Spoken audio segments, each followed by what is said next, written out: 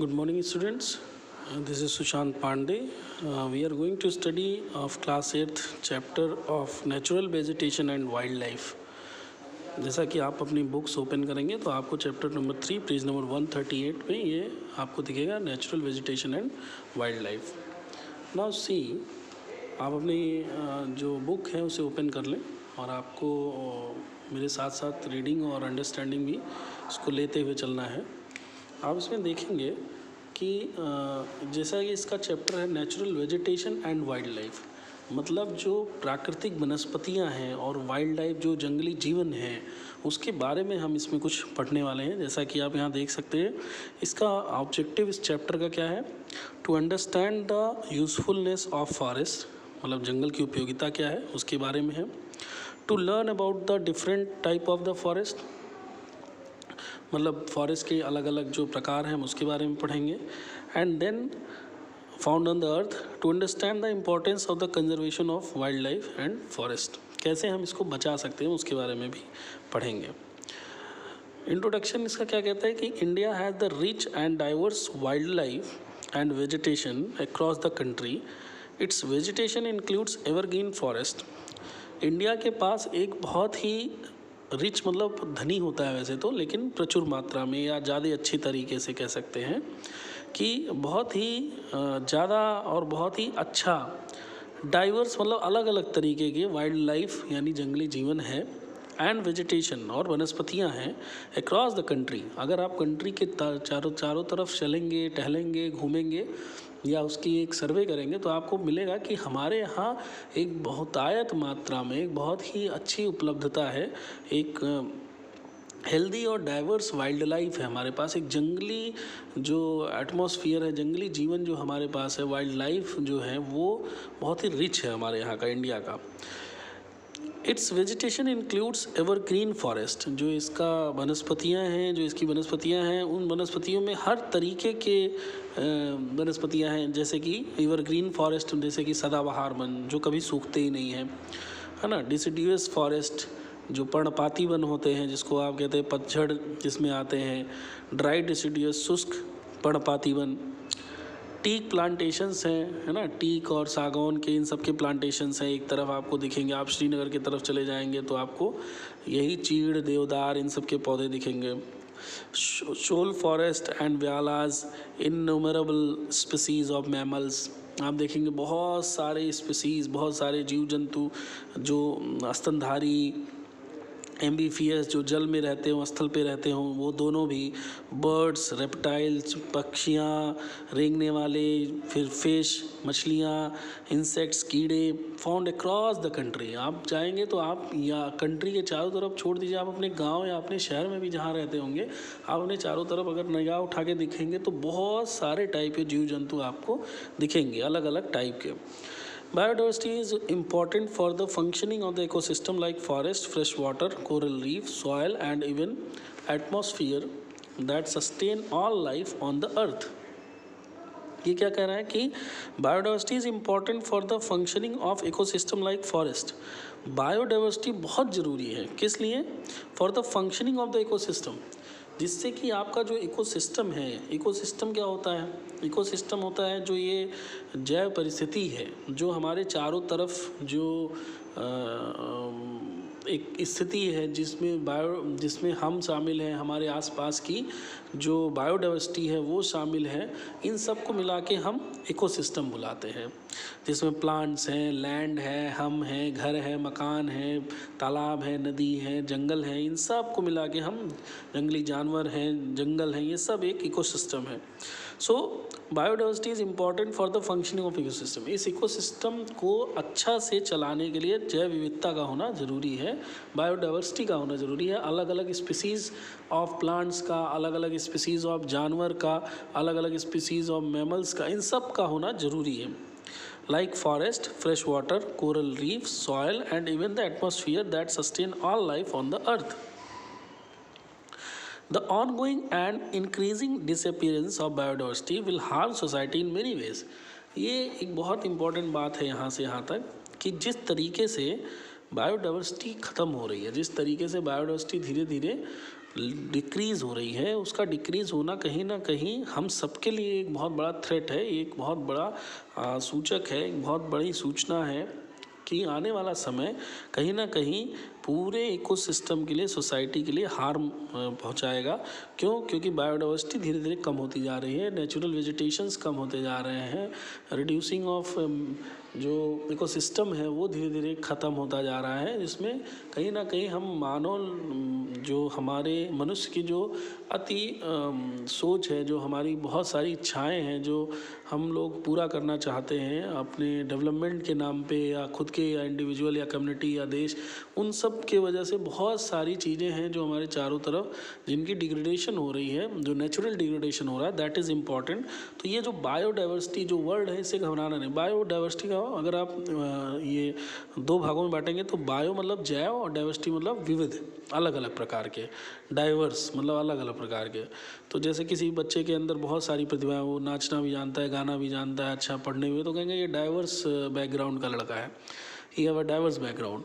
तो डाइवर्स का मतलब उसमें आपको एक तरीके से कि ऐसे ही बायोडाइवर्स, बायोडाइवर्सिटी का मतलब क्या हो गया कि कहीं ना कहीं जैव विविधता की बात कर रहा है वो। Will harm society in many ways, इससे क्या है सोसाइटी बहुत ज़्यादा तरीके से ये हार्म करती है। In this chapter we will learn about our natural vegetation, हम देखेंगे कि किस तरीके से प्राकृतिक जो वनस्पतियां हैं जो प्राकृतिक रूप से उपजाऊ होती हैं, वो उपजती हैं, एंड वाइल्ड लाइफ और जो जंगली जीवन है, and their importance to humans, और उसकी जो महत्व है, उसकी जो महत्ता है, उसकी जो प्रमुखता है हमारे लिए, ह्यूमंस के लिए, वो कैसे है। Will also see how natural vegetation and wildlife and valuable natural resources they play an important role in determining the prosperity of the nation, और किस तरीके से ये किसी भी राष्ट्र के लिए एक इम्पॉर्टेंट रोल प्ले करती हैं उसकी प्रॉस्पेरिटी को बनाने में, उसके ग्रोथ को बनाने में, उसके डेवलपमेंट के लिए, विकास के लिए। Plant provide timber and wood pulp for making paper, हम जानते हैं कि पौधों से हमें इमारती लकड़ियाँ मिलती हैं, या फर्नीचर हुआ या और सारी चीज़ें हुई हम प्लांट से ही पढ़ा पाते हैं, और जो वुड पल्प होता है, जो उसके छिलके होते हैं, उससे हम पेपर भी बनाते हैं। They also help in making, कागज़ भी बनाते हैं। इससे हमें maintaining biodiversity for ecological balance, और they also help in maintaining, जी प्लांट के वजह से ही हमें बायोडाइवर्सिटी और इकोलॉजिकल बैलेंस भी प्राप्त होता है, यानी कहीं ना कहीं प्लांट्स हमारे लिए बहुत इंपॉर्टेंट रोल प्ले करते हैं। Now natural vegetation refer to all plants, यानी जो नेचुरल वेजिटेशन है that refers to all plants and trees that exist in their natural form without human interference. कह रहा है कि जो नेचुरल वेजिटेशन है, नेचुरल वेजिटेशन कहीं ना कहीं इम्पॉर्टेंस ऑफ नेचुरल वेजिटेशन क्या है कि ये जो हमारे चारों तरफ जो अपने आप उगने वाले, जो प्राकृतिक रूप से वनस्पतियाँ उगती हैं, पेड़ पौधे उगते हैं, वो उन प्लांट्स को बोला जाता है जो नेचुरल फॉर्म में विदाउट ह्यूमन इंटरफेरेंस, जहाँ पे मनुष्य का कोई इंटरफेरेंस, आप देखते होंगे आपके आसपास कोई, कई खेतों के आसपास झाड़ियाँ उग जाती हैं, कोई उसको उगाया थोड़ी है, कोई उसके लिए बीज थोड़ी बोने जाता है, तो उसको हम क्या बोलते हैं, नेचुरल वेजिटेशन, है ना। प्राकृतिक रूप से जो खरपतवार, झाड़ियाँ, पेड़ पौधे उगते हैं अपने आप, उनमें हमारा या ह्यूमन का कोई इंटरफेरेंस नहीं होता, उसको हम बोलते हैं नेचुरल वेजिटेशन। अब इसकी क्या हेल्प करता है, it helps in regulating the number of natural cycle like the water cycle, carbon cycle and nitrogen cycle. तो नेचुरल वेजिटेशन से नेचुरल साइकिल्स जो प्राकृतिक जो साइकिल है वो चलता है ना।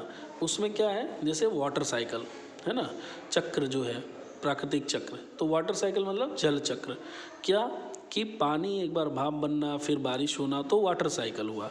फिर कार्बन साइकिल, नाइट्रोजन साइकिल, इन सब में नेचुरल वेजिटेशन ही अपना रोल अदा करता है। प्लांट से टिम्बर मिलता है, plant provide timber and wood pulp for making paper. They also provide us with the fruits, nuts, latex, turpentine oil, gum and medicine products, मतलब बहुत सारी चीज़ें हैं। प्लांट से आपको कहा जाए लिखिए प्लांट से क्या क्या मिल सकता है, तो आप ये सारी चीज़ें लिख सकते हैं। भाई फल मिलता है, फूल मिलता है, तेल मिलता है, गम मिलता है, दूध मिलता है, बहुत सारे ऐसे चीज़ें हैं। हाँ, रबर प्लांट जिसका दूध निकाल के हम रबर बनाते हैं, तो बहुत सारी ऐसी चीज़ें हैं जिससे कि हमें प्लांट के हर एक एक हिस्से से हम कुछ ना कुछ ह्यूमन नीड की चीज़ें बना लेते हैं। Natural vegetation prevent erosion of soil and influence its characteristic features such as volume and texture. Natural vegetation से ना सिर्फ हम ये सारी चीज़ें मिलती हैं बट उसके अलावा भी कहीं ना कहीं सॉइल इरोजन जो मृदा का क्षरण होता है हम उसको प्रिवेंट कर पाते हैं and influence it characteristic features such as volume and texture. और किसको प्रभावित करता है? इसके कैरेक्टरिस्टिक फीचर्स को, जैसे कि वॉल्यूम और टेक्सचर। जो उसका वॉल्यूम होता है, मतलब जो उसका अपना आयतन होता है और जो उसका टेक्सचर होता है उसको भी ये प्रभावित करते हैं। It provides home and food for a great variety of animal species.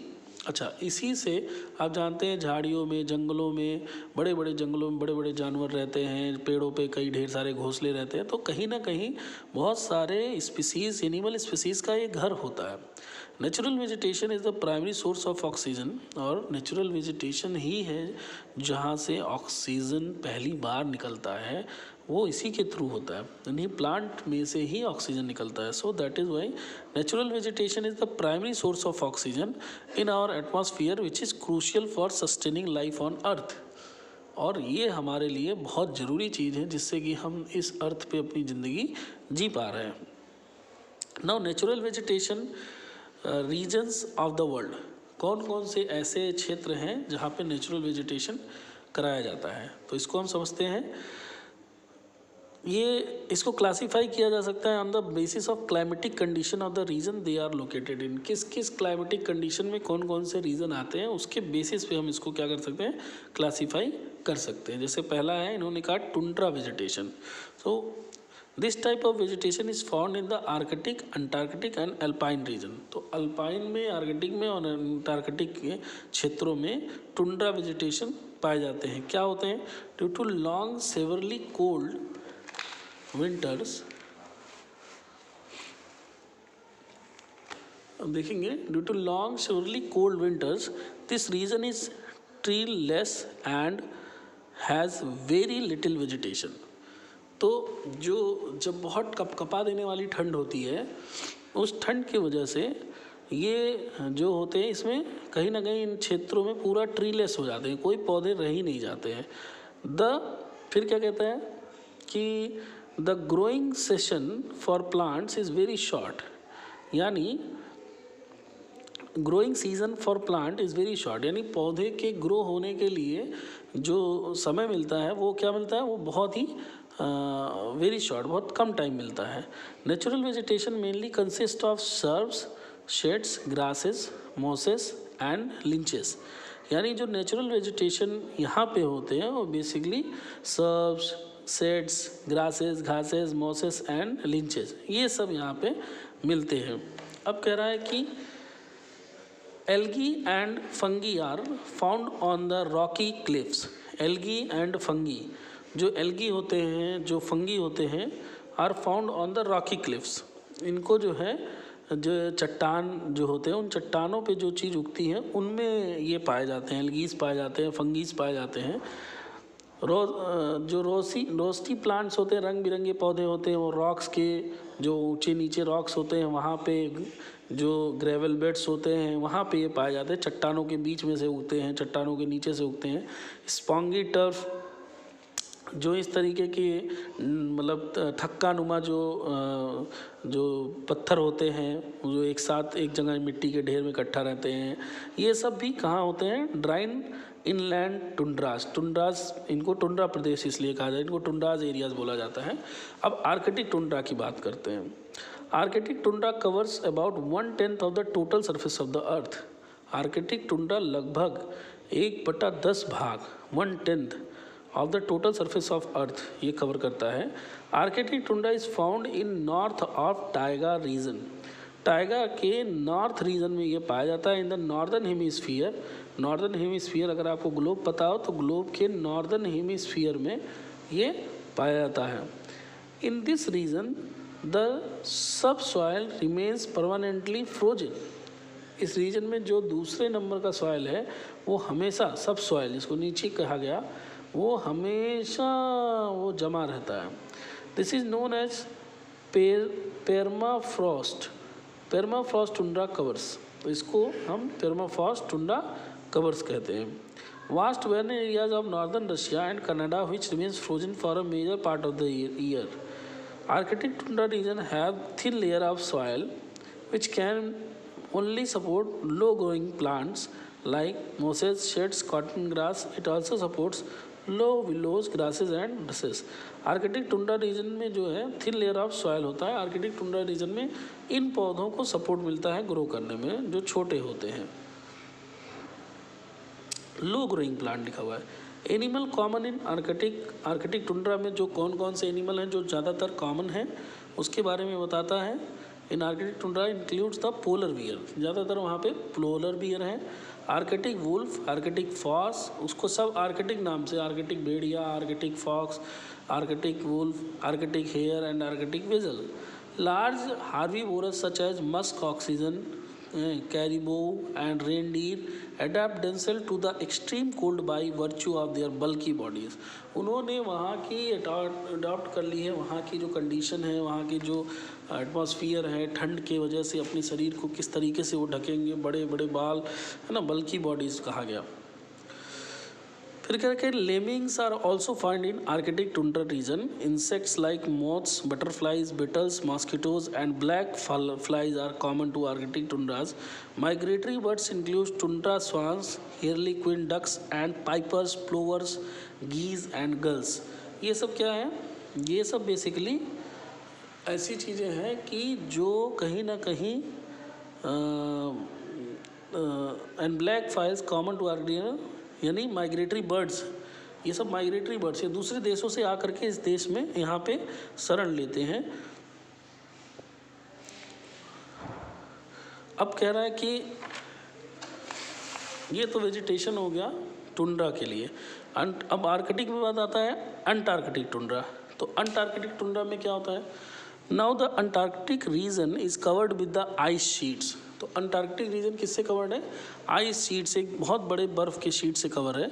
It is too cold and dry to support vegetation. और ये इतना ठंडा है कि यहाँ कोई पौधा उग ही नहीं सकता, इसलिए कह रहा है कि it is too cold and dry to support vegetation. इससे यहाँ पे वनस्पति उगने के चांस ही नहीं है। However some portion of the continent have areas of rocky soil that support plant life.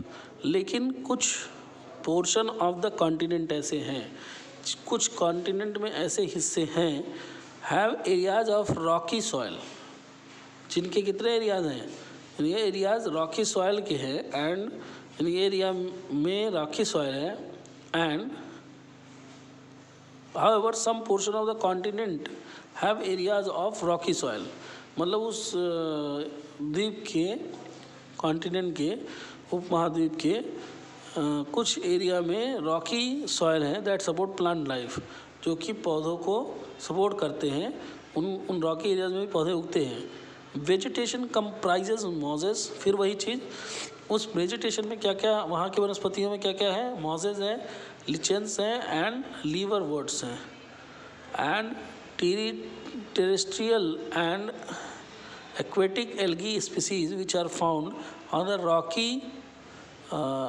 Rocky shores of the continent. मतलब ये जो टेरेस्ट्रियल एक्वेटिक एल्गी स्पीसीज हैं ये भी यहाँ पे पाए जाते हैं। अब बात करते हैं अल्पाइन टुंड्रा की। Alpine tundra vegetation is found in the high altitude mountains all over the world and is treeless because of its high altitude.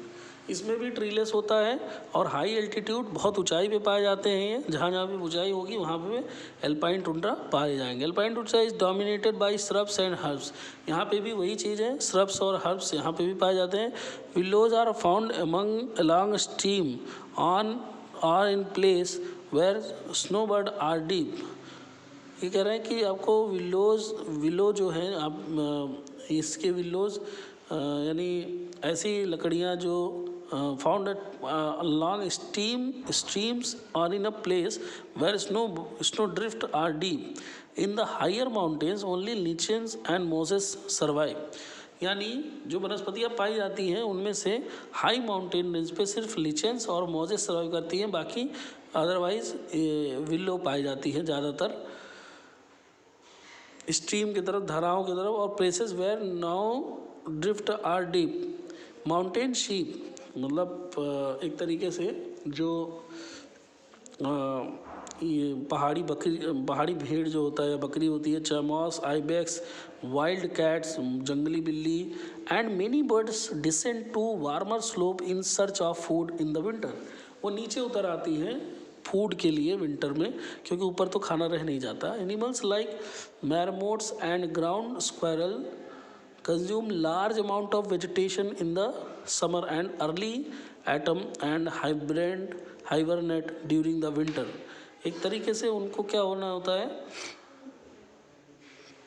and ground squirrels consume large amount of vegetation, वो ज़्यादातर vegetation consume कर लेते हैं, अपने हिसाब से utilise करते हैं, उसका उपयोग करते हैं। And early autumn and hibernate during the winter. Rabbits, pikas and voles are also found here. यानी ये सारी रैबिट्स हुए, चूहे हुए, पिकास हुए, ये सब भी पाई जाती हैं। तो this was about the alpine tundra. Now we will study about evergreen forest, सदाबहार वन। Evergreen forest comprise of plants and trees that retain their leaves throughout the year. उनके जो पत्ते होते हैं वो पूरे साल भर के लिए होते हैं। They are known as broad leaved evergreen forest in tropical region and as coniferous forest in temperate and boreal latitude. तो इतने हैं जो कहीं ना कहीं एवरग्रीन फॉरेस्ट को भी आपस में डिवाइड करते हैं और एवरग्रीन रहते हैं। इनका नाम ही काफ़ी है, एवरग्रीन मतलब हमेशा के लिए। थैंक्स।